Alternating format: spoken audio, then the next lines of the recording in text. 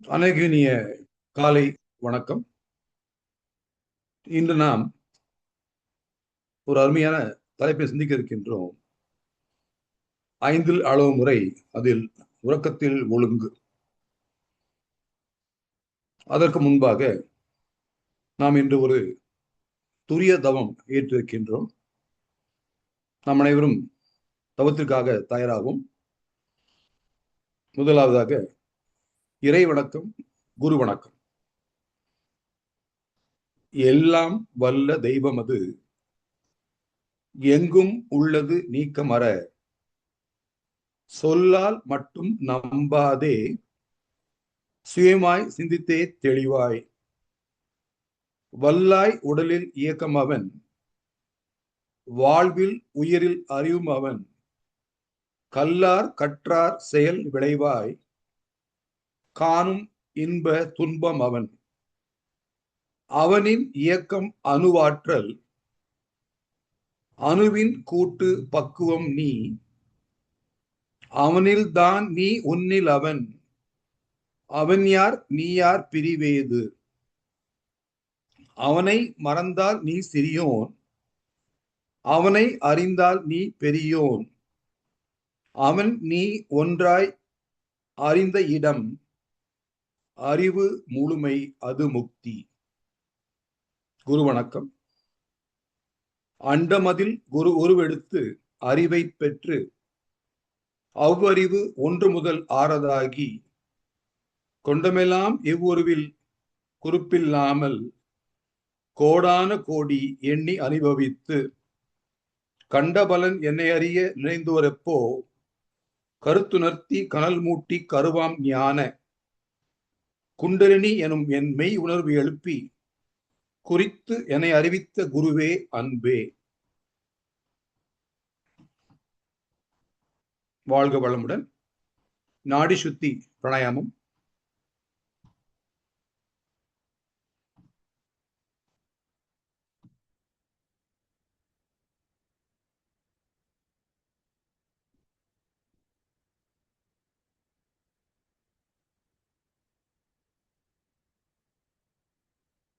தண்டுவட சுத்தி.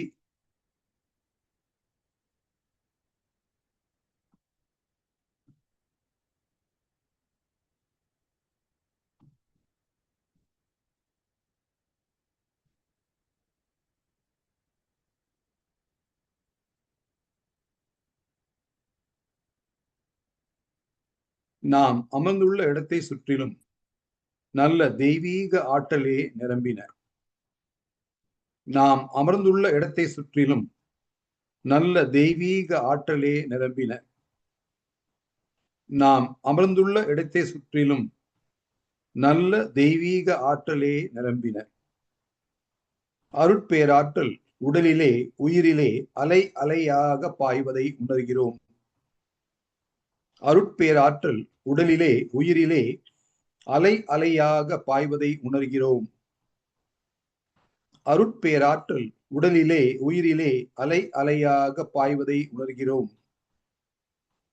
அருட்பேராற்றல் இரவும் பகலும், எல்லா நேரங்களிலும், எல்லா இடங்களிலும், எல்லா தொழில்களிலும் உறுதுணையாகவும் பாதுகாப்பாகவும் வழி நடத்துவதாகவும் அமையுமாக.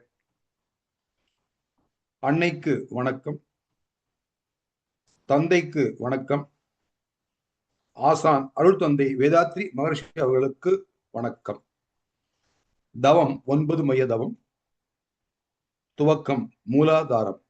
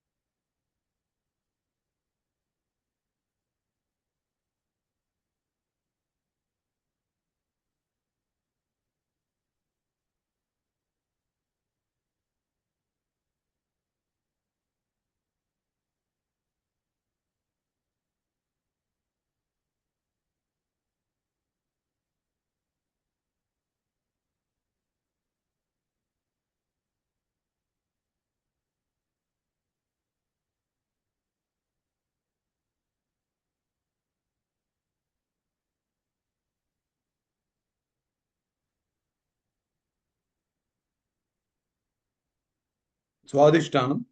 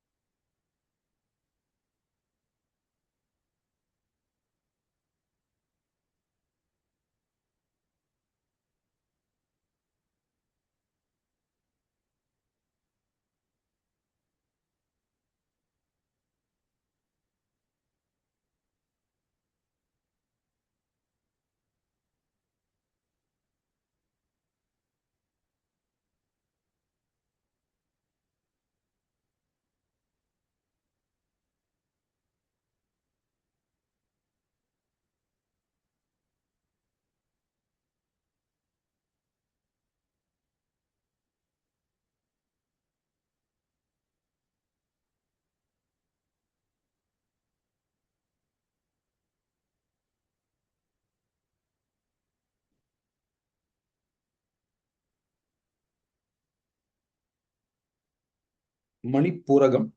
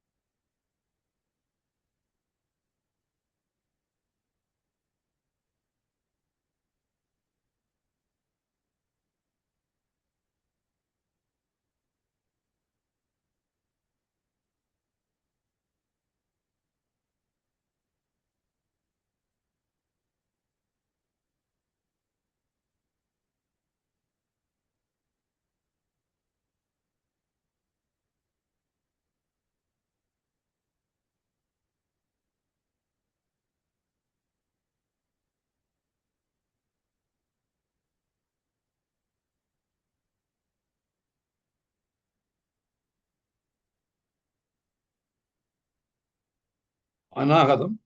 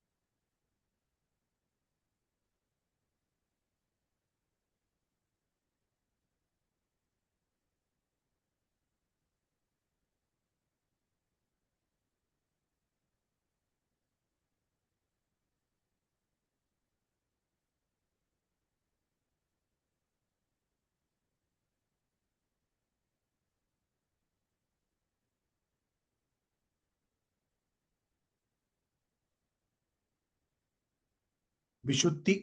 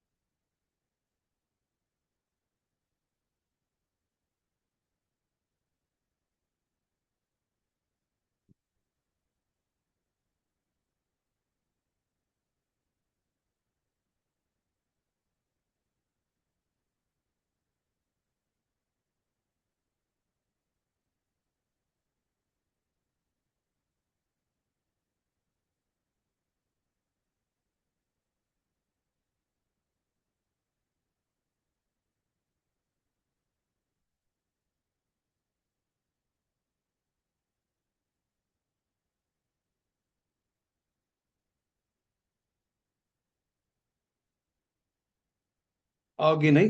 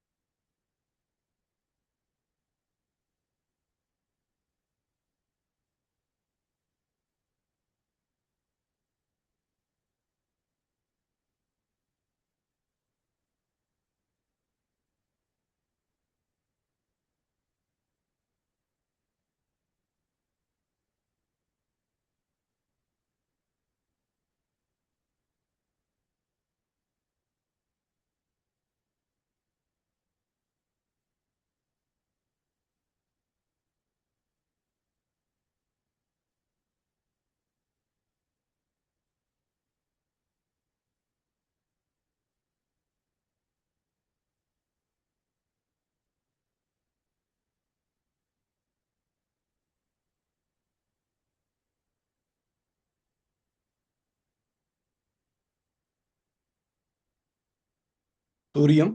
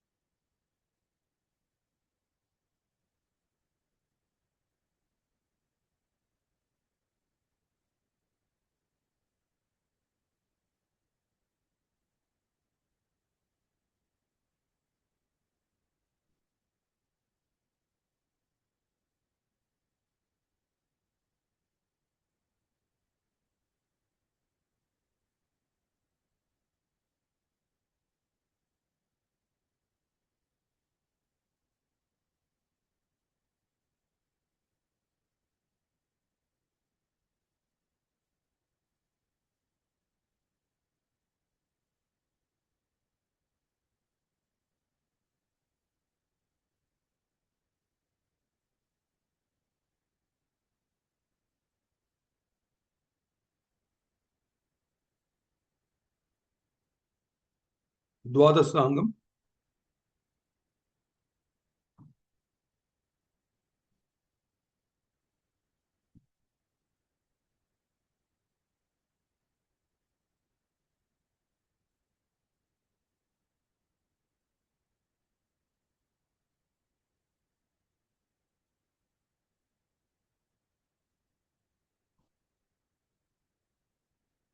சந்திரன்,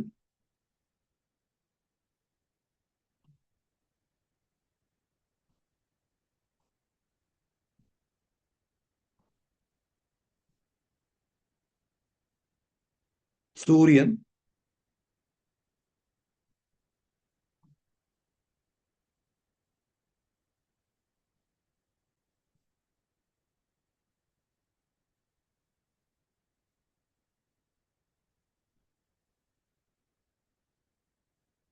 பேரியக்க மண்டலம்,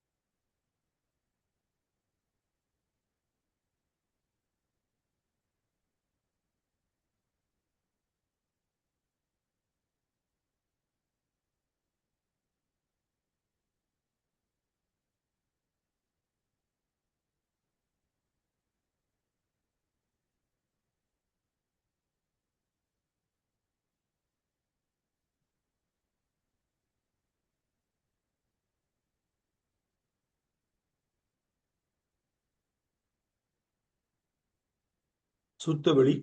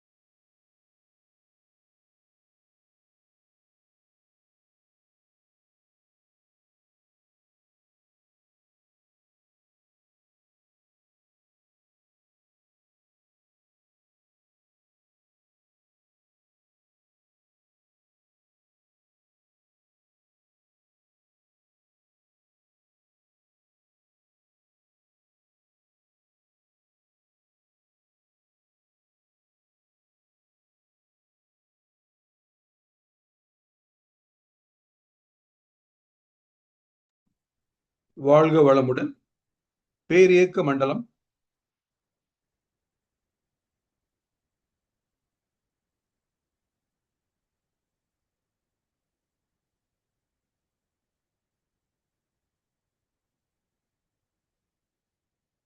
சூரியன்,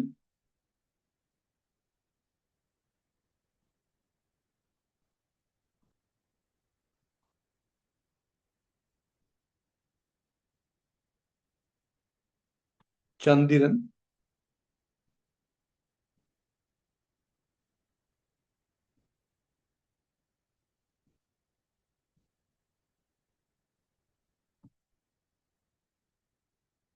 துவாதசாங்கம்,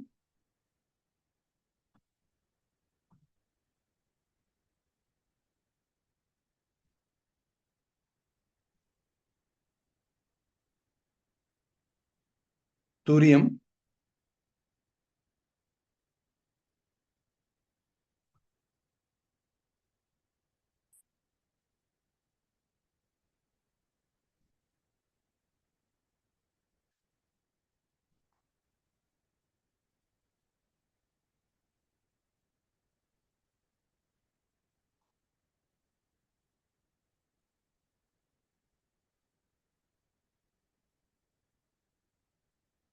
தவத்தை நிறைவு செய்கிறோம். தவ ஆற்றல் உடல் முழுவதும் பரவட்டும்.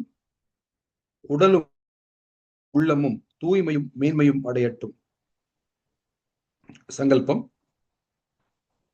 அருட்பேராற்றல் கருணையினால் உடல் நலம், நீளாயுள், நிறை செல்வம், உயர் புகழ், மெய்ஞானம் ஓங்கி வாழ்வோம்.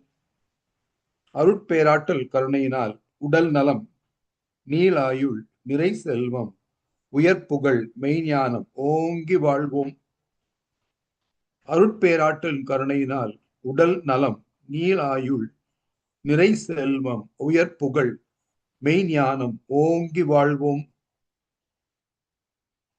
வாழ்க்கை துணையை வாழ்த்துவோம். பெற்ற மக்கள் செல்வங்களை வாழ்த்துவோம்.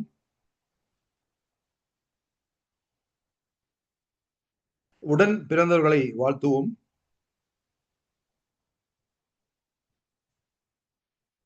நெருங்கிய நண்பர்களை, உறவுகளை வாழ்த்துவோம்.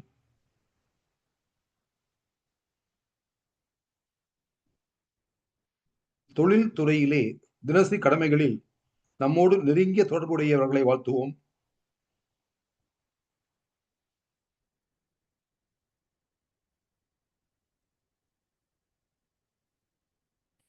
இன்னல் புரிவோர், எதிராக நினைப்போர் எதிரேனும் இருந்தால் அவர்களும் மனம் திருந்தி நல்வாழ்வு பெற கருணையோடு வாழ்த்துவோம்.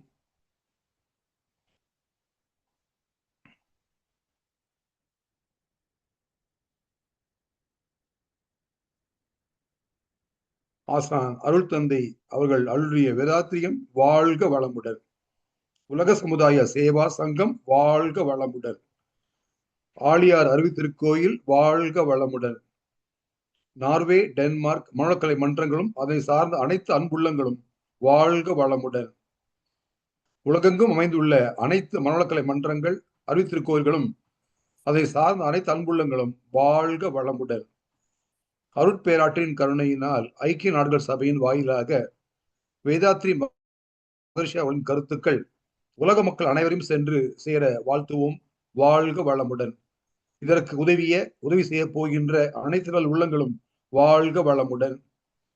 இயற்கை சீற்றங்கள், போர், பகை, பிணக்கு இவை குறைந்து எல்லா உயிரினங்களும் அமைதியோடு வாழ்வதற்கு ஒவ்வொரு தனி மனிதனின் எண்ணமும் உயர்ந்த நிலைக்கு செல்ல வேண்டும் என்று வாழ்த்தி மகிழ்வோம். வாழ்க வளமுடன். என்னுடைய பண்பாடு. நான் எனது வாழ்நாளில் யாருடைய உடலுக்கும் மனதிற்கும் துன்பம் தரமாட்டேன். துன்பப்படுவோருக்கு என்னால் முடிந்த உதவிகளை செய்வேன். நான் எனது வாழ்நாளில் யாருடைய உடலுக்கும் மனதிற்கும் துன்பம் தரமாட்டேன். துன்பப்படுவோருக்கு என்னால் முடிந்த உதவிகளை செய்வேன். நான் எனது வாழ்நாளில் யாருடைய உடலுக்கும் மனதிற்கும் துன்பம் தர மாட்டேன். துன்பப்படுவோருக்கு என்னால் முடிந்த உதவிகளை செய்வேன். வாழ்க வையகம், வாழ்க வையகம், வாழ்க வளமுடன். உலக நல வேட்பு. உலகில் உள்ள பொறுப்புடைய தலைவர் எல்லாம் உயிரறிவை உள்ளுணர்வாய் பெறுதல் வேண்டும்.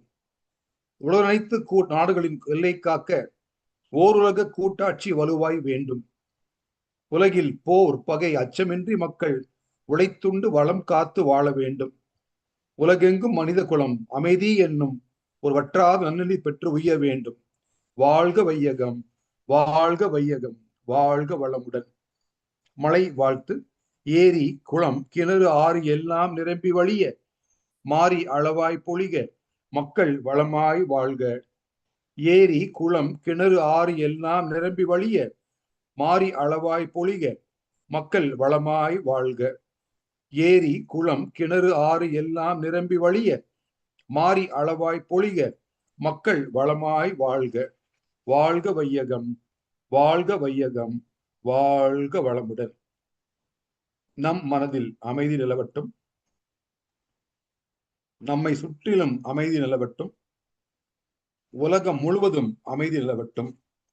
அமைதி, அமைதி, அமைதி. வாழ்க வளமுடன்.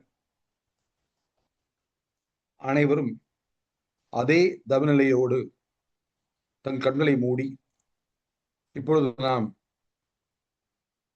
சிந்திக்க இருக்கின்ற உறக்கத்தில் ஒழுங்கு என்பதை நன்றாக கவனிப்போம். இன்று நாம் பார்க்கும் பொழுது 5 அளவு முறை என்று பார்க்கும் பொழுது உணவு, உழைப்பு, உறக்கம், பால் இன்பம், எண்ணம், இது 5ம் மிகாமலும் குறையாமலும் இருக்க வேண்டும் என்பது மகரிஷியின் வேண்டுகோள். அதை நாம் கடைபிடிக்கும் பொழுது நிச்சயமாக நாம் ஆரோக்கியமாக மகிழ்ச்சியாக வாழ்க்கையில் உயர்ந்து சிறந்து சாதிக்க முடியும். இந்த 5ல் பார்க்கும் பொழுது நம் அனைவருக்கும் பல பேருக்கு பிரச்சனை என்னவென்றால் உறக்கம் ஒரு மிக பிரச்சனையாக இருக்கின்றது. உறக்கத்தில் நாம் ஒழுங்கை கடைபிடிக்கின்றோமா? பல பேர் கேட்பார்கள், ஒரு நாளைக்கு எவ்வளவு நேரம் தூங்க வேண்டும் என்று. 8 மணி நேரமா, 5 மணி நேரமா, 7 மணி நேரமா? அப்படி ஒரு கணக்கு கிடையாதுங்க. கணக்கு என்ன என்றால், உங்களுடைய தூக்கம் தரமாக இருக்கிறதா? உங்களுடைய தூக்கம் அருமையாக இருக்கின்றதா? இது quality of sleep, not quantity of sleep. சரி, அப்படின்னா என்ன என்று பார்க்கும் பொழுது, தூக்கமானது 3 நிலை: ஆரம்ப நிலை, கனவு நிலை, ஆழ்ந்த தூக்க நிலை. ஒரு இரவில் உறங்கும் பொழுது குறைந்த நேரம் நீங்கள் 4-5 மணி நேரம் ஆழ் தூக்கத்தில் இருக்க வேண்டும். நீங்க 10 மணி நேரம் தூங்குறீங்க, ஆழ் தூக்கத்துக்கே போகல, அது பிரயோஜனம் இல்லை. ஆனா 5 மணி தூங்குறீங்க, முழுமையாக ஆழ் தூக்கத்தில் இருக்கின்றீர்கள், அருமை. அப்ப யாரெல்லாம் நன்றாக உறங்குகின்றோமோ, ஆழ் தூக்கத்தில் இருக்கின்றோமோ, நம் வாழ்க்கை பிரமாதமாக இருக்கும். சரி, எப்பொழுது எனக்கு ஆழ் தூக்கம் கிடைக்கும் என்று பார்க்கும் பொழுது 2 விஷயங்கள். ஒன்று, உடல் சோர்வடைய வேண்டும். 2வது, அந்த மனமானது இலகுவாக இருக்க வேண்டும். நம் அனைவருக்கும் என்ன பிரச்சனை? உடல் சோம்பி விட்டது, கஷ்டப்பட்டு விட்டது. ஆனால் மனமோ எளிதாக இல்லை, ஓடிக்கொண்டே இருக்கிறது, சிந்தித்துக் கொண்டே இருக்கின்றது, பல எண்ணங்கள் வந்து கொண்டே இருக்கின்றது. அதனால் படுக்கும் பொழுது அங்கே தூக்கம் கிடைக்கவில்லை. அப்ப என்ன செய்யலாம் என்று பார்க்க இருக்கின்றோம். இன்னொன்னு என்னன்னா, எப்படி தெரியும் நான் நன்றாக உறங்கினேன் என்று பார்க்கும் பொழுது, காலையில் நீங்கள் முடிக்கும் பொழுது ஃப்ரெஷ்ஷா இருந்தீங்கன்னா, நான் நன்றாக இருக்கின்றேன், ஆரோக்கியமா இருக்கிறேன், மகிழ்ச்சியாக இருந்தீர்கள் என்றால் நீங்கள் நன்றாக உறங்கினேன் என்ற அர்த்தம். இல்லை, எழுந்திருக்கும் பொழுது இல்லை சோர்வாக இருக்கின்றது, படுக்கும் போல இருக்கு அப்படின்னா உறங்கவில்லை என்ற அர்த்தம். நம் அனைவரும் ஒரு சில நிமிடங்கள் கண்களை மூடி, நான் ஒவ்வொரு நாளும் என்னுடைய உறக்கம் நன்றாக இருக்கின்றதா, நான் நன்றாக உறங்குகின்றேனா என்று மனதுக்குள் கவனிப்போமா? இந்த வகுப்பு முழுவதும் கண்ணை மூடியே இருப்போம். இது ஒரு மௌன காலம். இந்த மௌன காலத்தில் நாம் அந்த கண்களை மூடி ஒரு தற்சோதனை செய்து, நான் என்னுடைய தூக்கத்தை இன்று முதல் செம்மைப்படுத்த முடியுமா என்று பார்க்க இருக்கின்றோம். அப்படியே மனதில் கண்களை வைத்து உங்களுடைய தூக்கம் ஆரோக்கியமானதாக இருக்கின்றதா என்று நாம் கவனிப்போம்.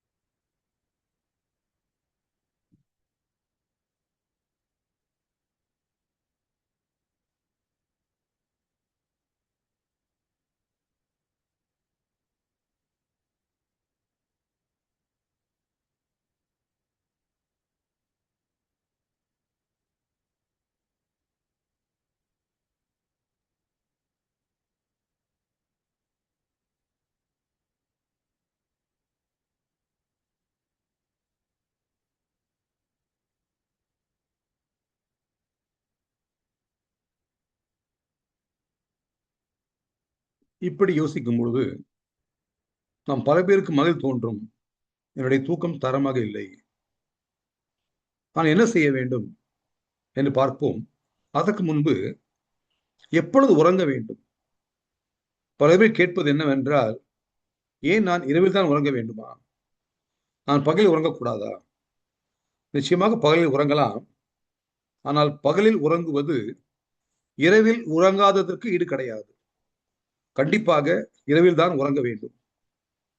சரி, ஏன் இரவில் உறங்க வேண்டும் என்று பார்க்கும் பொழுது, நிறைய வீட்டில் பிள்ளைகள் பார்க்கிறோம், 3 மணிக்கு படுக்கிறாங்க, 4 மணிக்கு படுக்கிறாங்க, மதியானம் 12 மணிக்கு 1 மணிக்கு எழுதிக்கிறாங்க.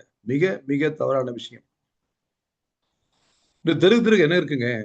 குழந்தை பிறப்பு மையம் இருக்கின்றது. ஏன் அது பெருகி போய்விட்டது?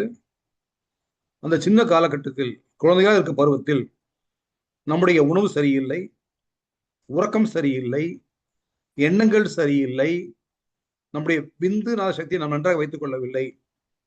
அதில் முக்கியமான பங்கு வகிப்பது நம்முடைய உறக்கம். ஒரு காலத்து குழந்தைகளுக்கு நன்றாக உறங்க வேண்டும், 10 மணிக்கு படுக்க வேண்டும், 11 மணிக்கு படுக்க வேண்டும் என்பது புரியவில்லை. சின்ன வயது உடல் அதிக அட்ஜஸ்ட் பண்ணிவிடும். அது வயது 30, 40 வரும் பொழுதுதான் அதன் தாக்கம் தெரியும். அதனால் நிச்சயமாக இரவில் உறங்க வேண்டும். சரி, வேறு என்ன காரணம் என்று பார்க்கும் பொழுது, நம்முடைய உடம்புல 12 ராஜ உறுப்புகள் இருக்கின்றது. நுரையீரல், கல்லீரல், மண்ணீரல், இருதயம், சிறுநீரகம், இப்படி 12 உறுப்பு இருக்குங்க. எல்லா உறுப்பும் கழிய வெளியேற்றுது. நீங்கள் இரவில் உறங்கும் பொழுது நமது மூளையானது அதிகமாக வேலை செய்யும். பகலில் வேலை செய்வதை விட நீங்கள் உறங்கும் பொழுது உங்களுடைய மூளை அதிகமாக வேலை செய்து ஒவ்வொரு உறுப்பினுடைய கழிவுகளை வெளியேற்றுவதற்கு உதவியாக இருக்கும். நம்ம ஏன் அது உதவியாக வேலை செய்யுது அப்படின்னு பார்க்கும் பொழுது இன்ஸ்ட்ரக்ஷன் கொடுக்குது. ஒவ்வொரு உறுப்புக்கும் இன்ஸ்ட்ரக்ஷன் கொடுத்துட்டே இருக்கு. அதற்காக தான் நீ காலையில் முடிக்கும் பொழுது உடல் சூடாகிறது. அதுல என்ன, குளிக்கின்றோம், குளித்தல், குளிர்வித்தல் சொல்றோம்ல, அது காரணம் என்னவென்றால், நீங்கள் இரவில் உறங்கும் பொழுது உங்களுடைய மூளை அதிகமாக வேலை செய்து ஒவ்வொரு உறுப்புக்கும் அதனுடைய கட்டளைகளை பிறப்பித்து ஒவ்வொரு உறுப்பும் தன் வேலைகளை செய்து உடல் முழுவதும் சூடாகிறது. அப்போ அந்த இரவில் அந்த மூளையானது வேலை செய்து அந்த ஒவ்வொரு உறுப்புக்கும் 2 மணி நேரம் பிரிச்சிருக்காங்க. 12 உறுப்பு 24 மணி நேரம். அப்ப எந்த உறுப்பு எத்தனை மணி கழிய வெளியேற்றணும் அப்படி சொல்லிட்டு ஒரு நிர்வாக உடல் நடக்குது. அதை நடத்துவதற்கு உள்ளே ஒரு கடிகாரம் இருக்கின்றது. பயோ கிளாக் என்று சொல்லலாம். அதற்கு பெயர் என்னவென்றால் சிர்காடியன் ரிதம். இந்த சிர்காடியன் என்பது நம்முடைய கம்ப்ளீட் பயாலஜிக்கல் கிளாக், நம்முடைய ஒவ்வொரு உறுப்பையும் நிர்வாகம் செய்கிறது. இந்த கிளாக் ஒழுங்காக இயங்குவதற்கு ஒரு கெமிக்கல் தேவை. அதற்கு பேரு மெலட்டோனின். மெலட்டோனின் பகல்ல சுரக்காது. அது எப்ப சுரக்கும்? இரவு 9:30 மணியிலிருந்து காலை 6:30 மணிக்குள்ளாக இந்த இடைப்பட்ட நேரத்தில் குறைந்தது நாம் 4-5 மணி நேரம் ஆழ் தூக்கத்தில் இருக்க வேண்டும். அப்பெல்லாம் சுரக்கும். அப்ப இந்த உறக்கம் நன்றாக இல்லை என்றால், அது சரியாக முறை சுரக்கவில்லை என்றால் சின்ன வயசுல பாதிப்பு தெரியாது. அது வயதாக வயதாக பாதிப்பு அதிகமாக தெரியும். உடம்பு சொல்லுவாங்க, சைட்டோகைன் அப்படின்னு ஒரு கெமிக்கல் இருக்குங்க. அது எப்போது உற்பத்தி ஆகும் அப்படின்னா, அது இரவில் உற்பத்தி ஆகும். அது நம்முடைய இம்யூனிட்டி அதிகமாகுவதற்கு, ஆரோக்கியம் மேம்படுவதற்கு அந்த கெமிக்கல் உதவியாக இருக்கின்றது. அப்ப நான் நன்றாக உறங்கும் பொழுது சைட்டோகைன் நன்றாக உற்பத்தி ஆகும். சரி, நான் வேற என்ன செய்யலாம்? நம்ம யோசிச்சு பார்ப்போம். நான் என்னுடைய உறக்கத்தை நன்றாக வைத்திருக்கின்றேனா? நான் இதுபோல் உறங்குகின்றேனா? நான் இரவில் உறங்குகின்றேனா? என் குழந்தைகள் எப்படி இருக்கின்றார்கள்? அப்படி ஒரு 2 நிமிடம் சிந்திப்போமா? அப்படி கண்களை மூடி, நான், என் துணை, என் குழந்தைகள் உறக்கத்தை நன்றாக வைத்திருக்கின்றார்களா? நான் அவரிடம் சொல்லி அதை என்னால் மாற்ற முடியுமா? சிந்திப்போம். நிச்சயமாக அது செய்ய வேண்டிய ஒன்று. வருகின்ற காலகட்டங்கள் மோசமாக இருக்கின்றது. குழந்தை பிறப்பது கடினமாக இருக்கின்றது. தாம்பத்திய பிரச்சனைகள் இருக்கின்றது. அதற்கு இந்த தூக்கம் ஒரு உதவியாக இருக்க போகிறது. நம் குழந்தைகளும் நன்றாக உறங்குவோம். ஒரு சிந்தனை, தற்சோதனை செய்வோம்.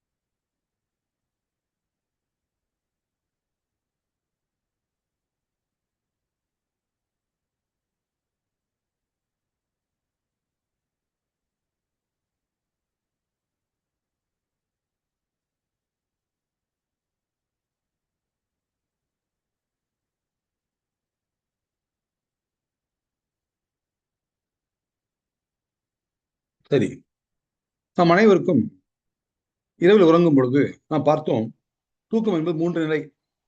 ஆரம்ப நிலை, கனவு நிலை, ஆழ்ந்த தூக்க நிலை. பெட்ல படுக்க போறோம், உறக்கம் வரவில்லை. காரணம் என்ன? பல எண்ணங்கள் வருகிறது. அந்த பிரச்சனை, இந்த பிரச்சனை, பல பிரச்சனை நம்மளை நம்மளை பாதிக்கின்றது. அது பற்றி அதிகமாக இருக்கும், உறக்கம் வராது. அப்ப என்ன செய்ய வேண்டும் என்பது, அந்த ஒவ்வொரு எண்ணம் வரும் பொழுதும் அந்த எண்ணங்கள் நேர்மறையாக இருந்தால் தூக்கத்திற்கு உதவியாக இருக்கும். அந்த எண்ணங்கள் எதிர்மறையாக இருந்தால் தூக்கத்தை கஷ்டப்படுத்தும். அப்ப எண்ணங்கள் வந்து நெகட்டிவ் எதிர்மறையாக இருக்கும் பொழுது அது மாதிரி அதிகமாகும். உதாரணத்துக்கு எனக்கு ஒரு எண்ணம் வருகிறது, படுத்திருக்கிறேன், எண்ணம் வருகிறது, எனக்கு கடன் இருக்கின்றது, நாளைக்கு கடன்கார பணம் கேட்ப வரவானே, இது ஒரு எண்ணம். அடுத்த மனம் என்ன தோணும்?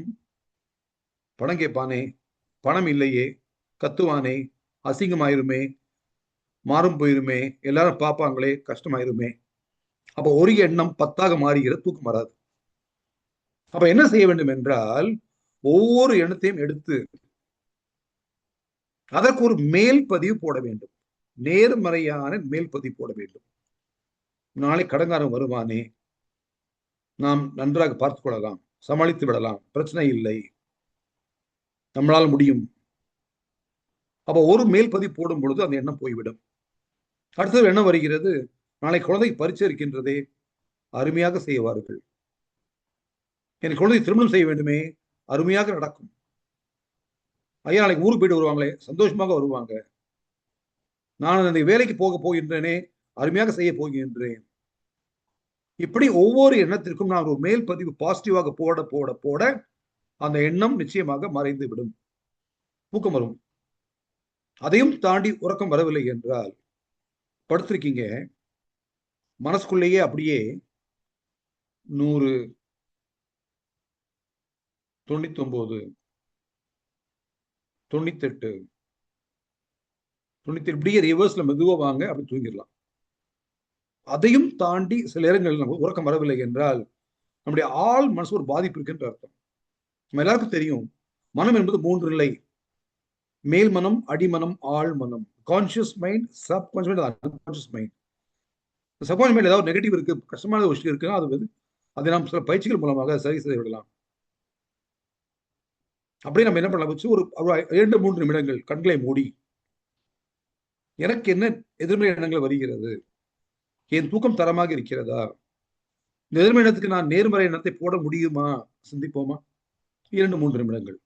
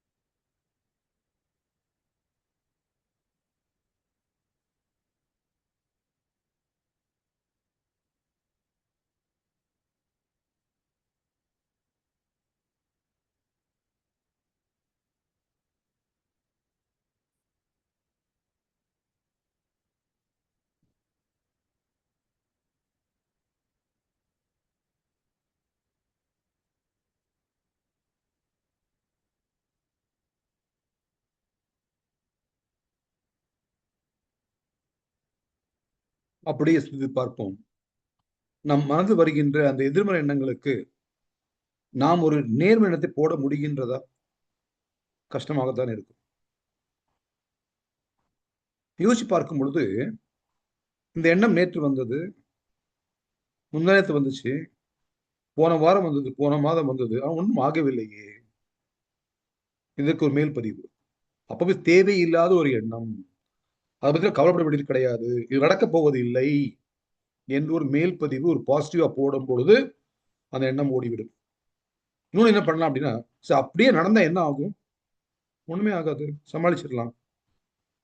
இப்படி நம் மனதில் வருகின்ற ஒவ்வொரு எண்ணங்களுக்கும், ஒரு எதிர்மறை எண்ணங்களுக்கும் நாம் ஒரு மேல் பதிவு போட போட போட அந்த மனம் செம்மையாகும், மன அலைச்சூழல் குறையும், தூக்கம் நன்றாக வரும். இன்று பல வீடுகளில் குழந்தைகள் முதல் பெரியவர் வரை உறக்கம் பெரிய பிரச்சனையாக இருக்கிறது. பலர் கேட்கின்றார்கள், நான் மாலையில் உறங்கலாமா? நிச்சயமாக உறங்கலாம். மாலை என்ன பண்ணுங்க, ஒரு 1/2 மணி நேரம் உங்க பெட்ல உட்காந்துக்கோங்க, சேர்ல உட்காந்துக்கோங்க. உட்கார்ந்து கொண்டு தலையை மூடி ஃப்ரண்ட்ல கொஞ்சம் அப்படியே சாய்ச்சிட்டு விட்டு கண்ணை மூடி 1/2 மணி நேரம் அப்படியே முடிந்தால் நம்முடைய மகிழ்ச்சியுடைய ரிலாக்ஸேஷன், உடல் தளர்த்தல், அதை செய்து அப்படியே நீ தூங்குனீங்கன்னா 1/2 மணி நேரம் கழிச்சு ஃப்ரெஷ்ஷாக இருவீங்க. தூக்கம் அதுக்கு மேலே தேவையில்லை. மாலை தூக்கம் போகும்போது 1/2 மணி நேரம் போதும். அதுக்கு மேலே 2 மணி நேரம் தூங்குனீங்கன்னா இரவில் தூக்கம் வராது. ஆமா, இரவு தூக்கம் தான் முக்கியமான விஷயம். ஆனால் மாலை தூக்கம் 1/2 மணி நேரம் தவறான விஷயம் அல்ல. சரி, வேற என்ன செய்யலாம் என்று பார்க்கும்போது, தூக்கம் வருவதற்கு நான் வீட்டில் வேற ஏதாவது செய்ய முடியுமா, நான் என்ன செய்ய வேண்டும் என்று பார்க்கும் பொழுது, ஒன்று நினைவைத்துக் கொள்ளுங்கள், நேச்சுரலாகவே நாம் இரவில் தான் உறங்க வேண்டும். இரவு 10 மணி முதல் காலை 6 மணி வரை சரியான நேரம். இன்னொன்று என்ன பண்ணணும் அப்படின்னா, ஒவ்வொரு நாளும் அதே நேரத்தில் தூங்க போய் தூங்கி எழுந்து பழக வேண்டும். நான் தினம் 10 மணிக்கு படுக்க போறேன், 5 மணிக்கு முடிக்க போறேன், 11 மணிக்கு படுக்க போறேன், 5 மணிக்கு முடிக்க போறேன். இதை பழக்கமாக வைத்துக் கொள்ளுங்க. உங்களுடைய பாடி ரிதம், உங்களுடைய உடல் அதுக்கு அட்ஜஸ்ட் ஆகிவிடும். வீக்கெண்டுங்க, சனிக்கிழமை என்ன பண்றது, ஞாயிற்றுக்கிழமை என்ன பண்றதுங்க, அன்னைக்கும் அப்படிதான் வைக்கணும். வாரத்தில் 7 நாள் முழுவதும் ஒரே நேரம் படுத்தது உறங்கி எழுந்திருக்க வேண்டும். எப்பாவது ஒரு நாள் நீங்க வெளியே போயிட்டீங்க, அது பரவாயில்லை. முடிந்தவரை வாரத்தில் 7 நாளும் ஒரே நேரத்தில் உறங்கி ஒரே நேரத்தில் இழக்க பழக்க வைத்து நல்ல அருமையான விஷயம். இன்னொன்று என்னவென்றால், உங்களுடைய படுக்கை அறையில் நிறைய விஷயங்கள் போட்டு வைக்கக்கூடாது. அங்க நிறைய பாத்திரங்கள், பொருட்கள் அங்கே போட்டு வைக்காதீர்கள். படுக்கை அறையில் பெட் நல்லா நீட்டா இருக்கணும், கிளியரா இருக்கணும். அங்கே நிறைய பேர் பார்த்தீங்கன்னா நிறைய தேவையற்ற ஜாமான் போட்டு வச்சிருக்கோம். காரணம் என்ன? அந்த தேவையில்லாத பொருட்கள், பயன்படுத்தாத பொருட்கள் என்ன ஆகும்னா, அட்ராக்ட்ஸ் நெகட்டிவ் எனர்ஜி. நெகட்டிவ் அதிகமாக ரூம்ல இருக்க தூக்கம் வராது. அப்ப இந்த பெட்ரூம் நீட்டா வச்சுக்கோங்க. ஓகே, அது நைட் படுக்க போகும் பொழுது நிச்சயமாக உங்களுடைய கம்ப்ளீட் லைட் ஆஃப் பண்ணிருங்க, இருட்டாக மாற்றி விடுங்கள். அடுத்தது, படுக்கறை என்பது சாப்பிடுவதற்கு கிடையாது, விளையாடுவதற்கு கிடையாது, டிவி பார்ப்பதற்கு கிடையாது. அதுக்கு எதுக்காக படுக்கறை? 2 ஒன்று தாம்பத்திய வாழ்க்கை, 2வது அருமையான உறக்கத்திற்காக. அப்ப நீங்கள் அங்க படுக்கறை செல்கின்றீர்கள், இது மாதிரி நன்றாக இருக்கும்போது தூக்கம் எளிதாக வரும். இன்னொன்னு என்னன்னா, படுக்கை போகும் பொழுது உங்களுடைய கோபதாபங்களை, மன வருத்தங்களை அப்படியே எப்படியே வைத்து விட்டு உள்ள செல்லுங்கள். சந்தோஷமாக உள்ளே போங்கள். உள்ள போயிட்டு என்ன பண்ணலாம் அப்படின்னா, ஒரு 10 நிமிடம் சாந்தி தவம் செய்யலாம். அதனை தொடர்ந்து மகரிஷி கொடுத்த மசாஜ், அக்குப்ரெஷர் அது செய்யலாம். செய்துவிட்டு இரவு காய்கல்பம் செய்துவிட்டு கடைசியாக நம்முடைய ரிலாக்ஸேஷன், மனுஷனுடைய குரல்ல ரிலாக்ஸேஷன் இருக்கு, அதை போட்டு அப்படியே படுத்து தூங்கிடலாங்க. அருமையா தூக்கம் வரும். அவர் வேற என்ன பண்ணணும் அப்படின்னா, முக்கியமாக உங்களுடைய கேட்ஜெட்ஸ், டெலிவிஷன், செல்போன் 1 மணி நேரம் 2 மணி நேரம் படுப்பதற்கு முன்பு அதை ஆஃப் செய்து விடுங்கள். ஏனென்றால் அதில் வருகின்ற அந்த காந்த அலை, அந்த லைட்ஸ், அந்த ப்ளூ ரே சொல்லுவாங்க, அது உங்களுடைய கண்களை பாதித்து இன்னும் இரவு ஆகவில்லை என்ற ஒரு எண்ணத்தை கொடுக்கும் அந்த மூளைக்கு. அப்போ 1 மணி நேரத்துக்கு முன்பாகவாவது நீங்கள் ஆஃப் பண்ணிட்டீங்கன்னா தூக்கம் எளிதாக வரும். அடுத்தது என்னன்னா, இரவு நேரத்தில் மாலை நேரத்தை ஒரு 4 மணிக்கு மேல் இந்த காஃபி டிவி கொடுப்பதை தவிர்த்து விடுங்கள். நான் கஃபைன் சாப்பிடும் பொழுது தூக்கத்தை அது உறுதி செய்யாது, அது தூக்கத்தை கெடுக்கும். இன்னொன்று என்னன்னா, லேட் நைட் மூவிஸ், 10 மணிக்கு படம் பார்க்க போறேன், 12 மணிக்கு படம் பார்க்க போறேன், தவறான விஷயங்க. அது தேவையே இல்லாத விஷயம். நீங்கள் மாலையில் பாருங்கள், பகலில் பாருங்கள், உங்கள் விருப்பம். அதெல்லாம் குறைத்து கொள்ள வேண்டியது. அப்புறம் பார்த்தீங்க அப்படின்னா, முக்கியமாக மாலை நேரத்தில் சுகர், கார்போஹைட்ரேட்ஸ், அதாவது நம்மளுடைய முடிஞ்ச வரைக்கும் நம்ம வந்து கார்போஹைட்ரேட் சாப்பிடுறதோ, இனிப்பு சாப்பிடுவதோ அதை குறைக்க வேண்டும். அடுத்தது என்னன்னா, உங்களுடைய இரவு உணவை 7 மணிக்கு சாப்பிட்டா நல்லது. அட்லீஸ்ட் ஒரு 7-7:30 மணி சாப்பிட்டு முடிச்சிட்டீங்கன்னா 9 மணிக்கு ஜீரணம் முடிந்துவிடும். 10 மணி படுக்க தூக்கம் நல்லா வரும். அப்ப என்ன சொல்றாங்கன்னா, 2 மணி நேரம் தூங்குவதற்கு 2 மணி நேரம் முன்பு உங்களுடைய உணவை முடித்து விடுங்கள். அடுத்ததுங்க, இந்த ஆல்கஹால் ஸ்மோக்கிங், இதை தவிர்க்கலாம். இல்லைங்க எனக்கு குடிச்சு பழக்கமாகி போச்சு. நிறைய பேர் கேட்பாங்க, பெக் a day is good for health. கண்டிப்பா ஒரு பெக் a day is good for health compared to 2 pegs a day. ஒரு கொஞ்சம் குடிப்பது நல்லது, எதை விட அதிகமாக குடிப்பதை விட. இது ரொம்ப நல்லது, குடிக்காமல் இருப்பதுதான் நல்லது. பயிற்சி செய்ய செய்ய இந்த பழக்கங்கள் வெளியே வந்து நன்றாக உறங்க முடியும். மாலை நேரத்தில் ஒரு 7 மணிக்கு மேல தண்ணீர் குடிப்பதை கொஞ்சம் குறைச்சிக்கோங்க. தண்ணி தேவையானதுதான், அதிகமாக குடிக்காதீர்கள். நிறைய பேருக்கு பார்த்தீங்கன்னா தண்ணி குடிச்சாங்கன்னா நைட்டு தூங்கும்போது எழுந்துச்சு பாத்ரூம் போக முடியும். முக்கியமாக ஆண்களுக்கு இந்த ப்ராஸ்டேட் ப்ராப்ளம் வர வாய்ப்பு இருக்கிறது, உறக்கம் வராது. அடுத்தது என்ன அப்படின்னா, உங்களுடைய பெட்ரூம்ல வந்து சப்தம் இல்லாமல், வெளிச்சம் இல்லாமல் பார்த்து கொள்ளுங்கள். அது முக்கியமான விஷயம். சில பேர் பார்த்தீங்கன்னா அந்த ஜெட் லேக், ஃப்ளைட் போயிட்டு வருவாங்க, பல ஊருக்கு போயிட்டு வருவாங்க, அந்த ஜெட் லேக் 2-3 நாளைக்கு நீடிக்கும். அதை நாம் குறைக்க. சில பேர் ரொம்ப டிராவல் பண்ணிட்டே இருப்பாங்க, அவங்களுக்கு அந்த உடம்புக்கு தெரியாது இது என்ன இரவா பகலான்னு தெரியாது. அந்த கன்ஃபியூஷனாலே உடம்பு கெட்டு போயிடும். அது மாதிரி என்னன்னா, பகல்ல வந்து உடல் சோர்வடைய வேண்டும். அதாவது நம்முடைய உடலை வந்து நாம் வருத்த வேண்டும். அந்த வருத்தனா அது தப்பா நம்ம ஓவரா பண்ண சொல்லல. தேவையான உழைப்பு இருக்க வேண்டும், பயிற்சிகள் செய்ய வேண்டும்.